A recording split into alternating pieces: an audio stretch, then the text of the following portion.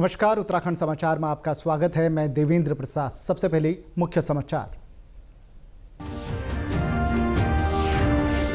नई टिहरी में sewer network के लिए 54 करोड़ की प्रस्तावित लागत वाली डीपीआर को मिला हाई पावर कमेटी का अनुमोदन। मुख्य सचिव राधा रतूड़ी की अध्यक्षता में हुई बैठक में कई अन्य प्रस्तावों को भी दी गई मंजूरी।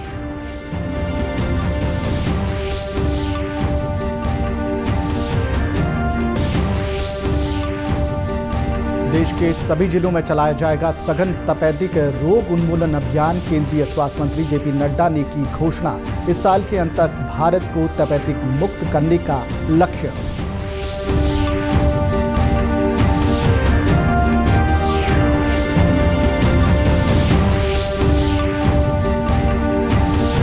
और प्रदेश में आपदा के दौरान राहत एवं बचाव कार्यों में सहयोग देंगे युवा आपदा मित्र। योजना में शामिल 11 जिलों के 4000 से ज्यादा युवाओं को जून से दिया जाएगा आपदा प्रबंधन का प्रशिक्षण। अब समाचार विस्तार से। मुख्य सचिव राधा रतूड़ी ने एडीबी द्वारा सहायता प्राप्त टिहरी झील प्रोजेक्ट पर सत समावेशी और जलवायु अनुकूलन विकास पर्यटन विकास से संबंधित उच्चाधिकार प्राप्त समिति की अध्यक्षता करते हुए नई टिहरी में 54 करोड़ रुपए से अधिक की डीपीआर लागत वाले सीवर नेटवर्क प्रस्ताव पर अनुमोदन प्रदान किया। इसके साथ ही 5 नए एमएलडी, एसटीपी और सॉलिड वेस्ट मैनेजमेंट और वेस्ट मैनेजमेंट सेंटर की करीब 1.5 करोड़ रुपए की डीपीआर लागत वाले महादेव मंदिर और प्रवेश द्वारों के निर्माण प्रस्ताव पर अनुमोदन प्रदान किया। मुख्य सचिव ने एचपीसी की बैठक में मदन नेगी रोपवे सब प्रोजेक्ट के लिए ब्रिटकुल को नोडल एजेंसी नियुक्त करने के प्रस्ताव पर भी अनुमति दी।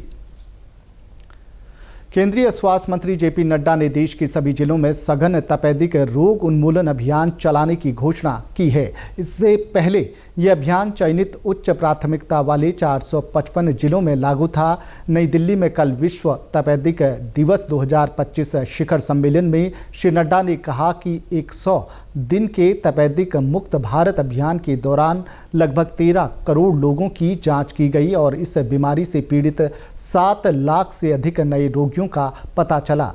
उन्होंने कहा कि भारत में तपेदिक रोग से उपचार का दायरा 85% हो गया है। श्री नड्डा ने कहा कि सरकार इस वर्ष के अंत तक देश से तपेदिक को खत्म करने के लिए कोई कसर नहीं छोड़ेगी। स्वास्थ्य मंत्री ने बताया कि तपेदिक की वैश्विक औसत गिरावट दर 8.3% है, जबकि भारत में इसमें कमी की दर 17.7% यानी दोगुनी से भी अधिक है। अगले महीने 4 धाम यात्रा शुरू होने जा रही है। इसे देखते हुए राज्य में 4310 से अधिक युवाओं को आपदा प्रबंधन का प्रशिक्षण दिया जाएगा। युवा आपदा मित्र योजना के तहत एनसीसी, एनएसएस, भारत स्काउट एवं गाइड और नेहरू युवा केंद्र से जुड़े युवा ये प्रशिक्षण प्राप्त कर आपदा के दौरान महत्वपूर्ण भूमिका निभाएंगे। आपदा प्रबंधन एवं पुनर्वास सचिव विनोद कुमार सुमन ने बताया कि राष्ट्रीय आपदा प्रबंधन प्राधिकरण की महत्वाकांक्षी युवा आपदा मित्र योजना में युवाओं को आपदा का सामना करने में सक्षम और फर्स्ट रिस्पॉन्डर के रूप में दक्ष बनाया जाएगा। राज्य के 11 जिलों में ये योजना लागू की गई है, जिसके तहत 4310 स्वयंसेवकों को आगामी जून माह से प्रशिक्षण प्रदान किया जाएगा। 20 आपदा मित्रों को मास्टर ट्रेनर के रूप में प्रशिक्षित किया जाएगा। योजना में 50% महिलाओं को भी प्रशिक्षण दिया जाएगा। सभी प्रशिक्षणार्थियों की उम्र 18 से 40 वर्ष के बीच होनी चाहिए। संबंधित युवाओं का एनसीसी, एनएसएस, नेहरू युवा केंद्र या भारत स्काउट गाइड में नामांकन होना अनिवार्य है। इसके साथ ही वे कम से कम 7वीं कक्षा उत्तीर्ण हो। भारत सरकार ने स्कीम एक लॉन्च किया है जिसमें कहा गया है कि NCC, NSS, Bharat scout guide और नेहरू युवा केंद्र, इन लोगों को आपदा का ट्रेनिंग दिया जाए। उसके लिए जनपदवार संख्या फिक्स की गई है, पूरे राज्य की संख्या फिक्स की गई है। यह भी कहा गया है कि उसमें 50% महिलाएं होनी चाहिए। उनको हम 7 दिन का ट्रेनिंग देंगे। ट्रेनिंग में क्या क्या बताया जाना है, क्या क्या सिखाया जाना है, उसके बारे में डिटेल बताया गया है, वो हम दे रहे हैं।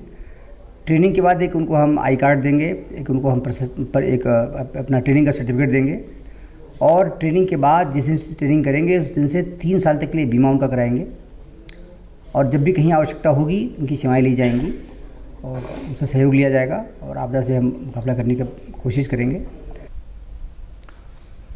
मुख्यमंत्री पुष्कर सिंह धामी ने देहरादून में सतत विकास लक्ष्य अचीवर्स अवार्ड समारोह में 3 व्यक्तियों, 9 संस्थाओं और 4 औद्योगिक प्रतिष्ठानों को सम्मानित किया। CPPGG द्वारा वर्ष 2023-24 के लिए जारी जिलेवार SDG रैंकिंग में नैनीताल जिले ने पहला स्थान, देहरादून ने दूसरा और उत्तरकाशी ने तीसरा स्थान प्राप्त किया। तीनों जिलों के मुख्य विकास अधिकारियों को मुख्यमंत्री ने सम्मानित किया। इसके साथ ही मुख्यमंत्री ने पिछले वर्ष के SDG अवार्ड से पुरस्कृत व्यक्तियों और संस्थाओं द्वारा की जा रही अभिनव पहलों की पुस्तक अग्रगामी 2.0 और SDG इंडेक्स उत्तराखंड 2023-24 का लोकार्पण भी किया। मुख्यमंत्री ने विभिन्न क्षेत्रों में नवाचार और उत्कृष्ट कार्य करने वाले लोगों और संस्थाओं को SDG अचीवर्स अवार्ड से सम्मानित होने पर बधाई दी। उन्होंने कहा कि पिछले 3 साल सरकार द्वारा 60 स्वयंसेवी संस्थाओं, व्यक्तियों और CSR के क्षेत्र में उत्कृष्ट कार्य करने वालों को SDG अचीवर्स पुरस्कार से सम्मानित किया है।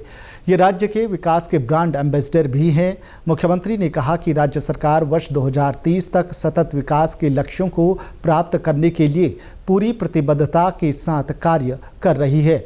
इकोनॉमी और इकोलॉजी के संतुलन के लिए 30 स्तंभीय एवं 9 सूत्रीय नीति की शुरुआत की गई है, जो सतत विकास के लक्ष्य को प्राप्त करने की दिशा में एक महत्वपूर्ण कदम होगा। मुख्यमंत्री ने कहा कि 3 साल पहले SDG इंडिया इंडेक्स में राज्य 9वें स्थान पर था और आज देश में पहले स्थान पर है। गरीबी उन्मूलन, खाद्य सुरक्षा, पेयजल एवं स्वच्छता, जन्म के समय लिंगानुपात, स्वच्छ ऊर्जा, शहरी विकास, वित्तीय समावेशन और जलवायु परिवर्तन जैसे क्षेत्रों में राज्य ने महत्वपूर्ण उपलब्धियां हासिल की हैं। राज्य में जलवायु परिवर्तन, आपदा प्रबंधन, स्वास्थ्य सेवाओं की पहुंच, सतत कृषि और जल संसाधन प्रबंधन जैसी कई चुनौतियां हैं, जहां प्रभावी कार्य करने की आवश्यकता है। उन्होंने कहा कि सतत विकास लक्ष्यों में पहली रैंकिंग को बनाए रखना चुनौती है। सबके सामूहिक प्रयासों से हमें राज्य को आगे बढ़ाना है। उत्तराखंड प्रदेश कांग्रेस कमेटी के वरिष्ठ उपाध्यक्ष सूर्यकांत धस्माना को कांग्रेस पार्टी में उपाध्यक्ष प्रशासन एवं संगठन की महत्वपूर्ण जिम्मेदारी सौंपी गई है। अपना दायित्व संभालने के बाद सूर्यकांत धस्माना ने कहा कि कांग्रेस अपने आप को जीवंत करने के लिए नए सिरे से काम करेगी। उन्होंने कहा कि बूथ स्तर से लेकर वार्ड, ग्राम, ब्लॉक, शहर, जिला और पूरे राज्य में कांग्रेस को मजबूत करने का काम किया जाएगा। पूरे प्रदेश के अंदर मैंने आपसे कहा कि सारे वरिष्ठ नेताओं का मार्गदर्शन लेकर के राज्य में बूथ स्तर से लेकर के, वार्ड स्तर से लेकर के, ग्राम स्तर से लेकर के, ब्लॉक स्तर से लेकर के, शहर, जिला और फिर पूरा राज्य पार्टी को BLA लेवल से हम ऊपर तक मजबूत करने का काम करेंगे। पार्टी दिखाई देगी, समर्थकों का सबका सब बड़ी पार्टी है, बहुत बड़ी पार्टी है। कांग्रेस तो ऐतिहासिक पार्टी है, इसका अपना एक गौरवशाली इतिहास है। आजादी से पहले का आजादी के आंदोलन का और आजादी के बाद राष्ट्र निर्माण का कांग्रेस का इतना समृद्धशाली इतिहास है। तो उसके साथ हम अपने गौरवशाली इतिहास के साथ आगे बढ़ने का जो हमारा काम है, पार्टी को मजबूत करने का जो काम है, उसको हम करेंगे। नैनीताल जिले के काठगोदाम और पश्चिमी बंगाल के ठाकुरनगर के बीच कल एक विशेष रेलगाड़ी का संचालन किया जाएगा। ये ट्रेन केवल एक फेरे के लिए काठगोदाम और ठाकुरनगर वाया गोरखपुर के बीच चलाई जाएगी। ये ट्रेन काठगोदाम से कल पूर्वाह्न 10 बजे प्रस्थान करेगी और अगले दिन अपराह्न 8:40 पर ठाकुरनगर रेलवे स्टेशन पहुंचेगी और 29 मार्च को ठाकुरनगर से पूर्वाह्न 10:40 पर चलकर अगले दिन रात्रि 11:15 बजे काठगोदाम पहुंचेगी। इस रेलगाड़ी में सामान्य और द्वितीय श्रेणी के 5 और शयनयान श्रेणी के 8 कोचों सहित कुल 15 कोच लगाए जाएंगे। इसी के साथ अभी तक के समाचार समाप्त हुए। दूरदर्शन समाचारों से जुड़े रहें। मिलते हैं फिर शाम 5 बजे के बुलेटिन में। नमस्कार।